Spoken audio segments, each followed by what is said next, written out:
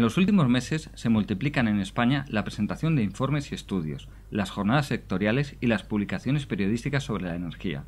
El debate en torno a la misma, a su producción, a cuánto pagamos por ella y a los planes del gobierno cobra cada vez más fuerza en nuestro país, y Periodista Digital no quiere mantenerse ajeno a este debate. Son ya varias las tertulias que hemos mantenido sobre este asunto, y ahora arrancamos una más. Para ello contamos con la presencia de la periodista del Economista, Lorena López, y con Juan Castro Gil, secretario de la Asociación de Productores de Fotovoltaicas Ampere. Juan Pablo, una organización muy crítica con el Ejecutivo. Bienvenidos ambos a Periodista Digital. Hola. Hola, buenos días. Bueno, pues yo creo que, Juan, que tu organización se muestra muy crítico con el gobierno, con los planes energéticos del gobierno, y sobre todo se basa en experiencias personales, en lo que vive cada día a día el pequeño productor de energía fotovoltaica en España. ¿Tú nos puedes contar tu caso? Sí, por supuesto. Es uno concreto entre muchos. De hecho, mi caso concreto sí que es un estándar de estos que pretende definir el gobierno.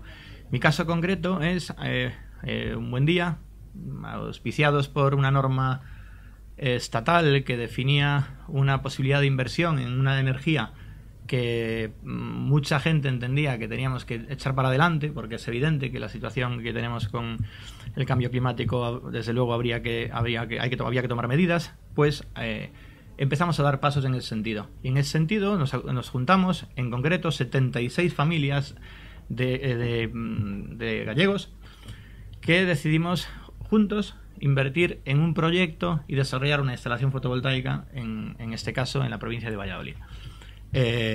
Claro, todo esto llevó un esfuerzo económico brutal y desde luego un esfuerzo también técnico y jurídico, hasta el punto de que las entidades financieras que financiaron estos proyectos coparticiparon activamente en el desarrollo de este producto, porque ni ellos ni nosotros presumíamos que lo que iba a pasar en España, lo que iba a pasar con el sector fotovoltaico, pudiese ser una realidad.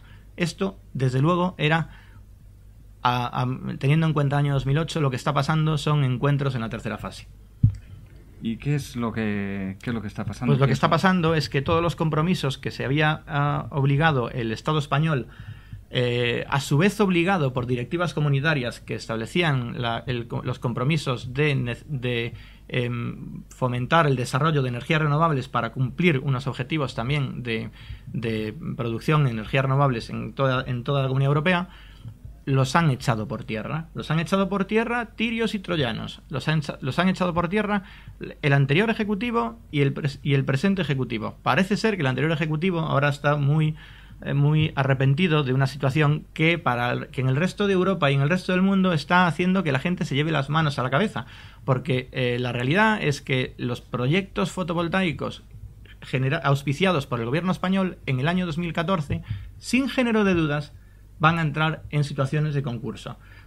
Claro, encima a los pequeños productores esta situación les produce hilaridad, porque se encuentran con que los actuales gobernantes, en concreto nuestro ministro de Industria y de Turismo y Energía, con absoluta gratuidad manifiesta que no nos preocupemos, que nos van a dar una rentabilidad del 7,5%, lo cual es falaz.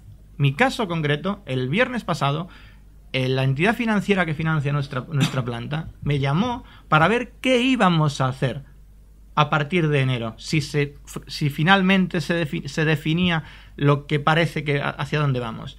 Se refiere a qué vamos a hacer, si entregarles las llaves o no. Cuando una entidad financiera ya te pregunta esto, habría que preguntarle a su vez a las personas que le hacen los números al ministro y al secretario de Estado que cómo hacen para que la fórmula dé rentabilidad cuando las plantas se van a tener que cerrar. ¿Tú cómo crees que llegan a esta rentabilidad? Bueno, es una situación muy complicada, ¿no? Porque el gobierno pretende poner unos estándares, ¿no? Estudiar planta por planta, pero al final va a intentar poner que una rentabilidad del 7,5%. Pero claro, es muy difícil que pueda tener en cuenta la peculiaridad de cada planta, ¿no? Que cada planta ha tenido una inversión diferente, ha tenido una financiación diferente, ha tenido unos costes de construcción muy diferentes. Entonces, por no decir que ha habido licencias que han pasado de manos a manos y que el coste ha sido mayor para los inversores que ahora mismo se tienen que enfrentar a la banca, ¿no? Y no solo eso, sino que para invertir, en muchos casos pusieron como aval propiedades como sus casas o otro tipo de propiedades. Entonces, el gobierno se ha limitado a decir que la banca va a hacer un esfuerzo por refinanciar, porque les dé una serie de plazos y por alargar la vida del préstamo, por así decirlo. Pero desde luego se está viendo con grandes empresas que también están refinanciando sus deudas. ¿Qué ha pasado? No hay más que ver el caso de Fagor, de Pescanova, grandes empresas que han cerrado. Se han cerrado esas grandes empresas, que no pasará con los pequeños productores, ¿no? Si el amparo que les queda es que la banca le va a dar una solución, yo no me fiaría mucho de esa solución, a fin de cuentas. Sí, pero el otro día el secretario de Estado de Energía, Nadal, decía, bueno, es que no podemos seguir manteniendo con subvenciones fuentes de energía poco rentables. A ver, hay una cosa clara que hay que tener en cuenta. El coste de la luz es muy alto. España es el sexto país, creo, con la luz más cara de Europa para el consumidor doméstico. Para el consumidor industrial mejora un poquito y es muy caro. Entonces, es una situación que no se puede mantener. Pero tampoco puede ser, ahora me tapo los ojos, recorto y no tengo en cuenta una serie de criterios como que me salto y rompo el BOE y me salto la seguridad jurídica que yo había prometido, porque entonces cuando España quiera volver a remontar, quiera volver a crecer y necesite inversión, ¿quién se va a fiar de este país? Entonces, habría que buscar una solución negociada entre el gobierno y los productores. Los productores están de acuerdo en que hace falta un esfuerzo. Hace falta un esfuerzo, están de acuerdo en que ha habido recortes, pero también hay productores que llevan asumiendo un recorte desde el año 2010. Se les limitó el número de horas de producción, se les bajó la prima y ahora se les cambia todo el marco retributivo y les dicen: yo te voy a poner una rentabilidad, tú déjame a mí que yo te voy a poner una rentabilidad, pero en algunos casos esa rentabilidad se va a acabar. Incluso se está dando el caso de que pueda haber, a partir de enero, que los propios productores tengan que pagar al Estado. Van a dejar de ingresar, sí. Puede ser que incluso tengan que pagar. Y está la inseguridad, que hay una serie de representantes que se encargan de, por así decirlo, dar la cara frente a las administraciones por estos productores que han dejado sus funciones y han roto los contratos con esos productores porque ven que está la seguridad jurídica, que no quieren representarles. Vamos a ver si me podéis explicar cualquiera de los dos cómo llegamos a una situación donde un productor de energía tiene que pagar al Estado para producirla. Es que esto es Marte. Es que es absolutamente imposible de justificar. Quiero decir, no. Vamos a ver, hay una cuestión muy clara. El hecho, sobre todo con la entrada en acción de la energía fotovoltaica, desde luego el resto de fuentes de energía renovables también, pero la energía fotovoltaica en concreto lo que ha hecho fue democratizar la generación de la misma. Claro, a ver, en una empresa eólica o una empresa termosolar es muy difícil que cualquier ciudadano de a pie pueda convertirse en productor de energía del tipo que sea. Sin embargo, por supuesto con una hidráulica 3/4 de lo mismo. Sin embargo, con la energía fotovoltaica se ha llegado a un punto en el que perfectamente una persona que se llama Lorena, una persona que se llama Juan puede ser productor. Esto ha supuesto que, por arte de birloque, en muy poquito tiempo, de haber media docena de productores, haya 60.000. Entonces, claro, el exponente de esta situación es que esto había que impedirlo, porque si no, en muy poquito tiempo, en vez de 60.000, serían 600.000. Y claro, si eso se produce, sin género de dudas, la tarta energética ya no es una cuestión de energía, es una cuestión de poder. El que no quiera ver que en la energía está buena parte del poder, es que creo que tiene la visión un poco tergiversada del problema. Claro, como sucede que ese poder se le va entre las manos a la ciudadanía, se le estaba yendo, pues se le están poniendo trabas. ¿De qué tipo? Bueno, pues las que está contando Lorena, desde luego, de aniquilar a poquitos, ahora ya ni a poquitos, ahora de forma desmesurada, a los productores existentes, y desde luego ponerle trabas a los futuros. A los existentes no solo se les recorta para dejar de pagar, para dejar de retribuir los compromisos del Estado. Se les recorta además como aviso a navegantes para cualquier otro ciudadano que se le ocurra entrar en este mercado que no solamente está en manos de media docena. Esta es una realidad. Quien no la quiera ver es que efectivamente tiene un poco tergiversada la visión de lo que está pasando. Sí, pero bueno, por entrar al detalle, ¿nos podéis explicar mediante qué llega, mecanismo jurídico, económico, en fin, cómo se llega a esa situación? Bueno, lo que está pasando desde que se anunció la reforma antes del verano, hasta que realmente entren en vigor todo el paquete de medidas, pues se prevé que sea para el 1 de enero, cuando ya esté todo, que haya pasado por el Parlamento, que unas consultoras externas hayan decidido la retribución con la que se va a retribuir a las renovables. Entonces, cuando todo eso sea fijo, empezará el nuevo marco. Pero mientras tanto, el Gobierno ha puesto un régimen transitorio que mantiene las mismas primas que había, pero avisa que es un pago a cuenta, que esto es lo que te estoy dando estos meses, pero si luego la rentabilidad que se fije es inferior a la que yo te estoy dando estos meses, me vas a tener que devolver dinero. Un sistema parecido a la declaración de la renta. Pero eso es una situación muy de inseguridad absoluta. Muy asegurada, porque ahora los productores están cobrando un dinero que no saben si realmente lo pueden ingresar, si lo pueden dedicar a amortizar su deuda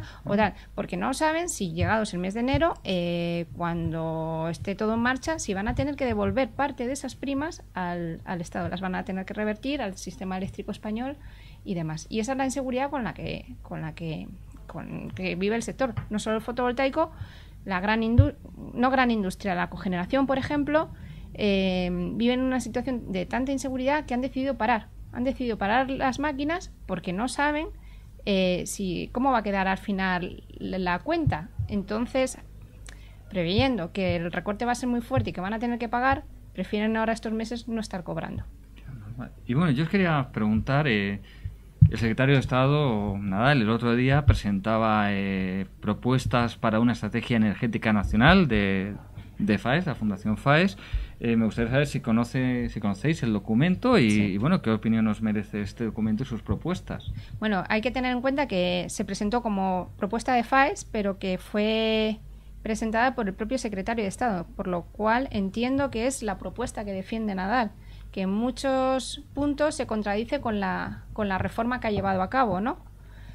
Porque, por un lado, la propuesta defiende que se incentiven las renovables, que se mantengan, que haya un mix diversificado, pero, por otro, con los recortes que han aprobado, el sector, concretamente el fotovoltaico, pues no sabemos cómo va a quedar. 4.000 productores que pueda haber, no sabemos en qué situación va a quedarse, ¿no? Entonces, y luego, por otro lado, a la vez que defiende que haya más renovables, también defienden que las renovables sean quienes paguen al gas. Con lo cual ya se crea una situación donde no me llega para pagar mis primas y tienen que ser las renovables las que respondan a los pagos que necesita el gas, porque el gas se ha quedado en una situación donde solo funciona para hacer el backup, por así decirlo, el respaldo a las renovables. Cuando las renovables no funcionan porque no hay viento o no hay horas de sol, encienden los ciclos combinados de gas. Entonces, como dicen que son necesarios para la seguridad del suministro por ese respaldo, los ciclos combinados pues piden ser compensados. No dicen, yo solo funciono cuando me dejan las renovables. Pues entonces, ese mercado que me han comido las renovables, quiero que me lo compensen vía el recibo de la luz, los consumidores. Como vía el recibo de la luz es imposible asumir más costes, dice, pues que me sean las renovables quienes me paguen a mí, porque al final yo les estoy cubriendo su disponibilidad, por así decirlo, ¿no? Comprendo. Entonces ya se crea una situación pues un poco dantesca de que las renovables les están quitando las plantas, pero es que a la vez les quieren meter un pago más una tasa. La energía renovable también tiene que pagar una tasa de generación del 7%, igual que todas las tecnologías, de forma similar, en donde no se ha tenido en cuenta las peculiaridades de cada tecnología, ¿no? Y si unas están más amortizadas que otras y si unas tienen mayores costes que otras. ¿Y tú hay algún detalle más que hayas visto? Pues en realidad la práctica totalidad es la misma mecánica que se lleva actuando en este gobierno y por el entorno del anterior y de la energía convencional, y es crear un montón de falsedades para atemorizar a la gente. Y como este sector es tan complicado, pues es muy difícil que alguien contradiga nada. Quiero decir, hace una semana tan solo, el consejero delegado de una empresa de energía convencional muy conocido, que presenta las cuentas mañana, dijo alegremente que las solares teníamos un margen de entre un 40 y un 50%. Y se quedó tan ancho, porque como aquí todo vale, es gratis. Pero bueno, en cualquier caso son falsedades absolutas. De hecho, hay una cuestión muy interesante que acaba de decir Lorena, que efectivamente que lo que se está haciendo en el documento de FAES es, digamos, auspiciar el apoyo a los ciclos combinados de gas de una forma clara, meridiana, absoluta. Claro, es que porque se supone que es el backup, es el respaldo de efectivamente las energías renovables. Claro, es que esto hay un ejemplo muy descriptivo que lo puede entender la gente con mucha claridad. Yo tengo 2 hijos, entonces son pequeños, y supongamos que para llevarlos al cole yo no los pudiese llevar y el Estado me dijese, pues mire, tenemos que ponerle una persona para que los acompañe al colegio porque la calle es muy peligrosa y es necesario. A lo mejor puedo entenderlo, pero lo que no podría entender es que me ponga a 15 personas para llevar a mis hijos al colegio. Esto es lo que está pasando con los ciclos combinados de gas. ¿Qué pasa? Que los ciclos combinados de gas están en las manos de los que tienen que estar. No, si los ciclos combinados de gas fuesen de ciudadanos de a pie, esta circunstancia no pasaría. Y después, por otro lado, el FAES, no nos olvidemos que el presidente de FAES es miembro, no sabemos si efectivamente ha dejado de serlo o no ha dejado de serlo, porque es una cosa, ha quedado una nebulosa ahí, es miembro del Consejo de Administración de una empresa de energía convencional de las 5 importantes. Quiero decir, bueno, blanco y en botella. Y los discursos falaces son los mismos. Discursos falaces como que si España fue el conejillo de Indias de Europa con el tema de la tarifa regulada. Hay una de dos, o son mentirosos o torpes. Porque basta comprobar que el 80% de los países de Europa han tenido tarifa regulada de alguna otra manera. Todos. Que la retroactividad se está volviendo como algo generalizado. Falso. O mentirosos o torpes, porque también es absolutamente demostrable que el único caso, ha habido varios devaneos, pero claro, un Estado es el gobierno y también sus tribunales. Si sus tribunales tiran esos devaneos retroactivos, hay que entender que ese país no actúa retroactivamente. Pues el único caso que se asemeja un poquito es la República Checa. Y digo un poquito porque lo que han hecho es poner una tasa al beneficio, que aquí se puso una tasa a la generación. Es más, yo puedo tener mi instalación en números rojos y tengo que pagar un impuesto. Bueno, eso también está prohibido en España, que es confiscatoriedad y es inconstitucional. Pero en España, en el sector de la energía, vale todo. Oye, estamos hablando mucho del gobierno, del expresidente Aznar, actual presidente de FAES, pero estamos ante una cuestión ideológica, estamos ante una cuestión de lobby de grandes empresas.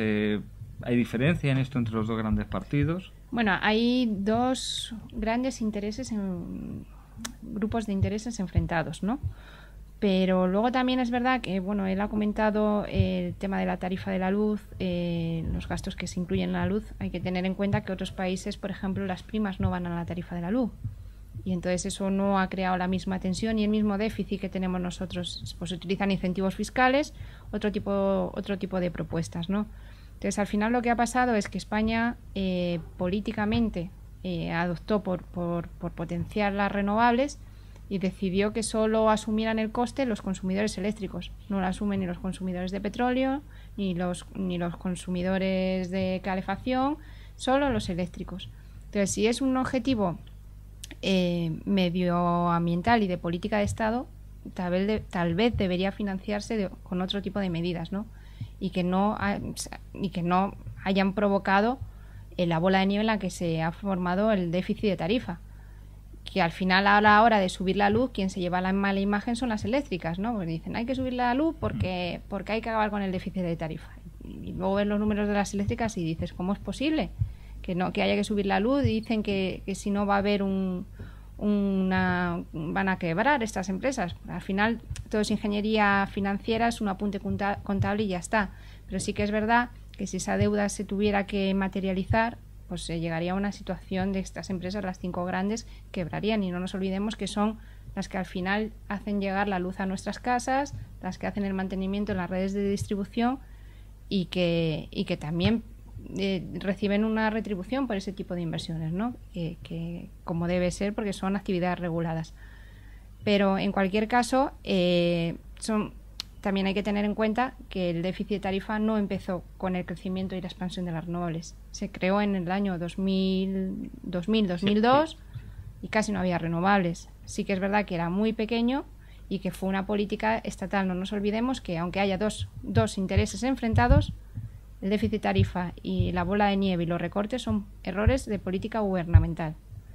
Y que se creó para que no subiera la luz por encima del IPC, porque crea mucho desgaste para los sucesivos gobiernos subir la luz de cara a ganar votos. O sea que aquí no hay diferencia de partidos. No, el tema de no subir la luz se la han pasado la pelota en la patata caliente de un gobierno a otro, lo que cuando ya era insostenible, cuando ya Bruselas ha amenazado con que si no se corrige el desfase eléctrico os lo voy a apuntar como déficit público y entonces igual esto se convierte en Grecia, fue entonces cuando no les quedó más remedio que ponerse serios y cortar. La forma de cortar no ha sido la adecuada, está claro, porque solo va a haber el aluvión de pleitos que va a haber. Sí, y de hecho, los apuntes sobre lo que está diciendo Lorena, efectivamente, el problema es que los consumidores han tenido que soportar el coste de una tarifa muy alta, y por una parte pequeña, pero por una parte, desde luego, por la aparición de las energías renovables, y curiosamente, ahora que esos mismos consumidores podrían beneficiarse de aquel esfuerzo, resulta que se les coarta, se les prohíbe.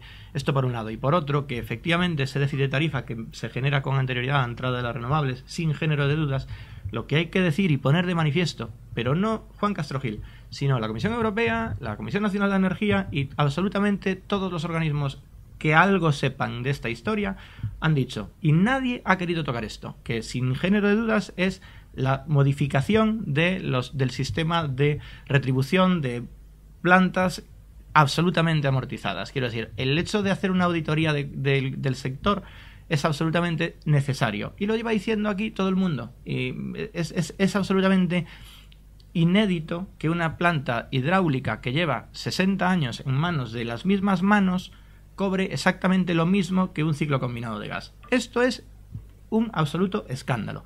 Y ahí ni FAES, ni el gobierno, ni el anterior gobierno quiere meter la mano. Bueno, pues entonces me parece que esta situación pueden desaparecer todas las plantas fotovoltaicas, todas las plantas eólicas y todas las plantas termosolares de España. Que no tengan ni la más mínima duda que el déficit de tarifa va a seguir incólume, porque no va ni a pestañear, porque va a seguir en la misma tendencia creciente.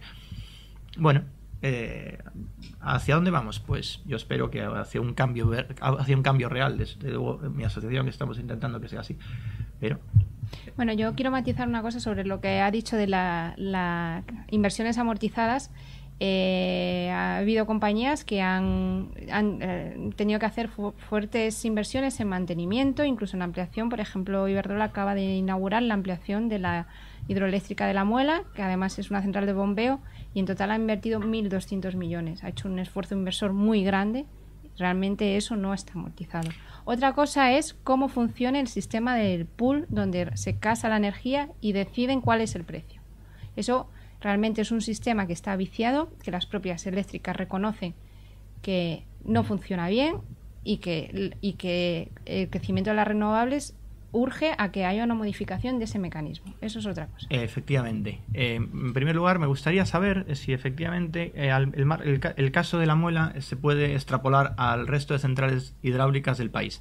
Y además, cuando los titulares de esas instalaciones se jactan en los medios con bastante alegría diciendo que qué es eso de que las grandes hidráulicas están amortizadas, a mí me gustaría recordarles sus propios argumentos cuando dicen que cómo puede ser que se haya apoyado una instalación fotovoltaica que tarda 12-15 años en amortizarse, cuando supuestamente las instalaciones de generación hidráulica que ellos tienen llevan 50 años y ellos manifiestan que todavía no están amortizadas, lo cual francamente choca un poco porque además tampoco podemos olvidarnos de que estamos hablando de generación con bienes de dominio público, que el sol no lo es. Pero el agua y los cauces de los ríos sí que lo es. Entonces aquí... Bueno, y por eso les han puesto un doble canon también, en la reforma energética. Pero que sacase... vamos a ver, si cualquiera de las plantas hidráulicas, de las grandes hidráulicas del país, en algún momento se sacasen a nuevo concurso, me gustaría saber si efectivamente las circunstancias iban a ser las mismas.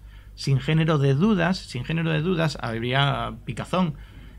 A ver, lo que no es entendible es cómo a los que acabamos de llegar ahora, con tecnologías efectivamente incipientes se nos pulveriza y hasta se nos audita con estándares, y a otros que llevan décadas sin ese tipo de políticas de auditaje para ver lo que tienes que cobrar y no tienes que cobrar, no se les dice nada.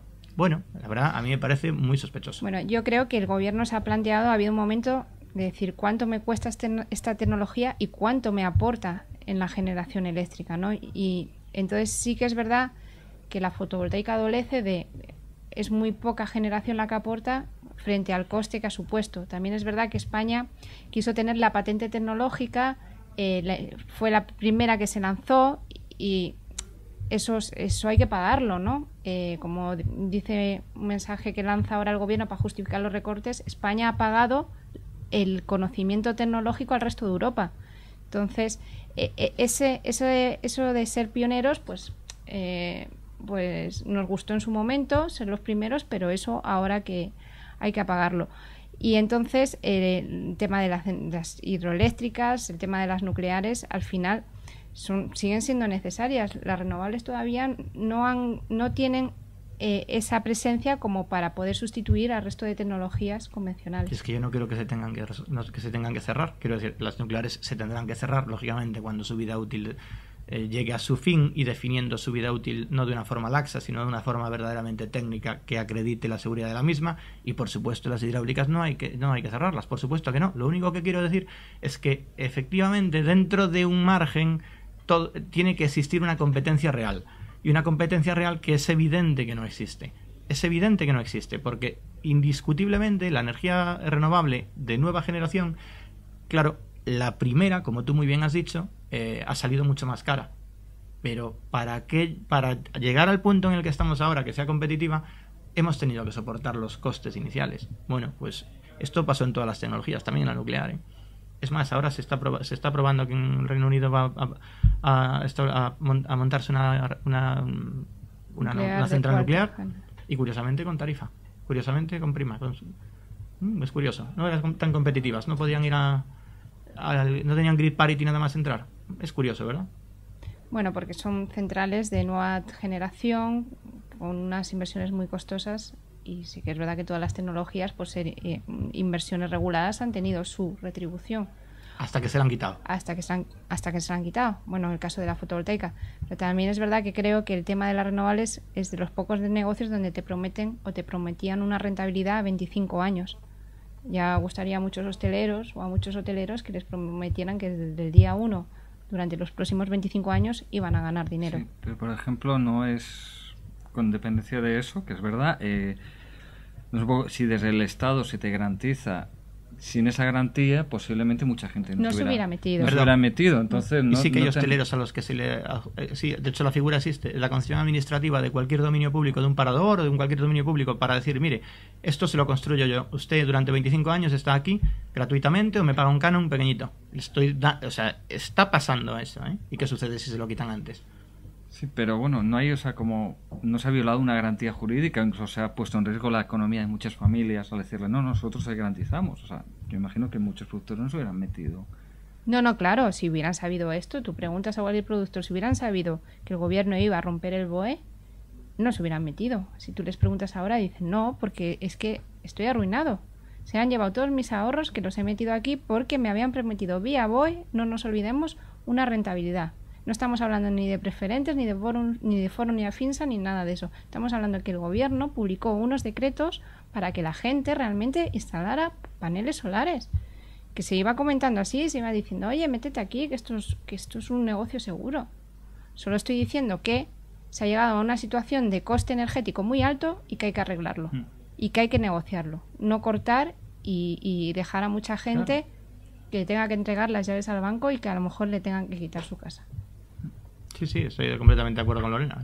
Pero ya nos gustaría al sector de la producción fotovoltaica el poder negociar. De hecho, la última vez que tuvimos una reunión con el secretario de Estado sobre este particular, le fuimos a decir que efectivamente estábamos dispuestos a colaborar en la solución del problema de una forma común entre todos, pero que era indiscutible que ya en este año el recorte del 30% del anterior gobierno más el 7% del impuesto, nuevo impuesto, y más, en este caso menos, el 3% de la nueva indexación del IPC, ya no la podíamos soportar. No es que no la pudiésemos soportar, porque es que quiero decir, es que ya salían números negativos.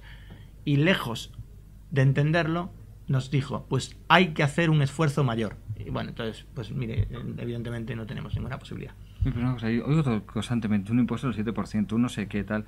O sea, realmente, cuando al final del mes yo pago mi factura, o bueno, me la cobran en el banco directamente, ¿cuánto estoy pagando por mi energía y cuánto estoy pagando de otras cosas? Solo el 50% paga realmente del coste de la energía como tal, incluyo generación, distribución. El otro 50% son costes que no tengan nada que ver con la luz, pero son incentivos, primas, pagos de costes del sistema eléctrico, anualidades de déficits de anteriores años que se tienen que ir canalizando a lo largo de solo el 50%. La mitad son consecuencias de políticas erróneas. O sea, incluso tú dices, pago déficits anteriores. O sea, que si yo he estado viviendo fuera de España, aterrizo en España, me meto en una casa, tal, tengo que pagar lo que no pagaron otros que han vivido... Tus hijos pagarán lo que tú no has pagado. Es tremendo, o sea, o sea, y esto no tiene pinta de ir a cambiar. Bueno, durante 15 años vamos a estar pagando un precio de la luz porque no se ha pagado anteriormente. Porque el déficit que hay ahora y que se ha colocado en los mercados y que se ha titulizado y que las eléctricas han ido cobrando, lo tenemos que pagar los consumidores en recibo de la luz, como si fueran derramas durante 15 años. Vamos a estar pagando un precio real. Si durante estos años hemos pagado un precio por debajo de la realidad, porque el gobierno no quería quemarse políticamente, a partir de ahora vamos a pagar un precio irreal, pero por encima. Y sin duda hay otro matiz verdaderamente descorazonador, es que todo el que tiene un poco de idea de qué va esto sabe que ese déficit de tarifa, en un porcentaje bastante notable, lo es contable, lo es virtual, no lo es real.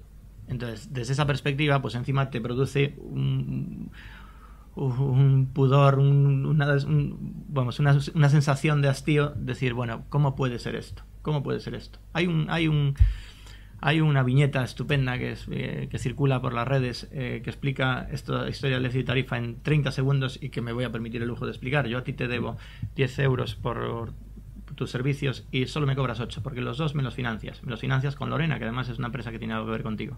Entonces, al final, el año que viene, yo te voy a pagar los 8 más los 2 más los intereses de los 2. Pero es que yo a lo mejor te podía haber pagado los días del primer día. ¿Por qué voy a tener que pagar el año que viene los 8 más los 2 más los intereses de los 2? Si encima esos 2 se van sumando durante 15 años, como ha dicho Lorena, llega un momento que lo van a pagar mis hijos. Bueno, pues esto se ha montado así y bueno, y lo que sí quiere decir que los ciudadanos no lo han montado así. Lo tengo clarísimo. Quiero decir, ni los productores de energías renovables lo han montado así. Esto es una figura creada ad hoc, creada artificiosamente para mantener un sistema de monopolio, ahora de oligopolio, clarísimo. Vamos, bueno, que a las eléctricas tampoco ha beneficiado, hay que decir, que se ha visto cómo se ha encarecido su coste de ir a buscar dinero a los mercados de capitales y cómo les han bajado el rating las agencias de calificación cada vez que crecía el déficit. Como a todas las empresas españolas. Porque es un lastre al final. Como a casi todas las empresas españolas. Quiero decir, seguramente el déficit de tarifa que efectivamente tienen que soportar las empresas eléctricas lo soportan no gratuitamente, lo soportan por otra serie de compensaciones que tienen muy notables, que así se lo ha dicho, entre otras, la Audiencia Nacional. Bueno, pues si os parece bien, lo dejamos aquí. Ha sido una tertulia muy interesante y nada, pues nos resta agradecer a Lorena y a Juan que hayan venido aquí a Periodista Digital a debatir una vez más sobre energía. Muchas gracias a ambos. Muchas gracias a vosotros por invitarnos.